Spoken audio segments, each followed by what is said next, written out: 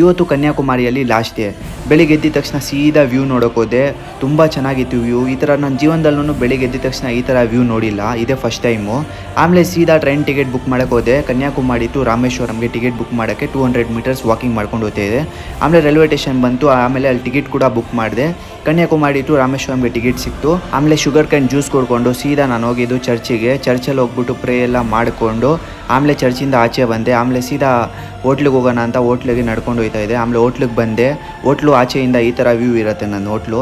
ಆಮೇಲೆ ಅಲ್ಲಿಂದ ಒಂದು ಸ್ವಲ್ಪ ಕನ್ಯಾಕುಮಾರಿ ಬೀಚಿಗೆ ಹೋಗೋಣ, ಕುತ್ಕೊಳ್ಳೋಣ ನೆಮ್ಮದಿಯಾಗಂತ ಒಂದು ಸ್ವಲ್ಪ ಕನ್ಯಾಕುಮಾರಿ ಬೀಚಲ್ಲಿ ಹೋಗಿ ಕೂತ್ಕೊಂಡೆ. ತುಂಬ ಚೆನ್ನಾಗಿತ್ತು ಗೈಸ್. ನನ್ನ ಜೀವನದಲ್ಲಿ ಎಷ್ಟು ಕಷ್ಟ ಆಯಿತು ಎಲ್ಲ ಮರ್ತೋಗ್ಬಿಟ್ಟೆ ನಾನು.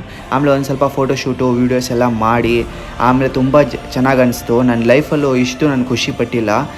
ಕಮ್ಮಿ ಅಂದರೆ ನಾನು ಬೀಚಲ್ಲಿ ಒಂದು 5 ಅವರ್ಸ್ ಕೂತಿದ್ದೆ ಒಬ್ಬನೇ.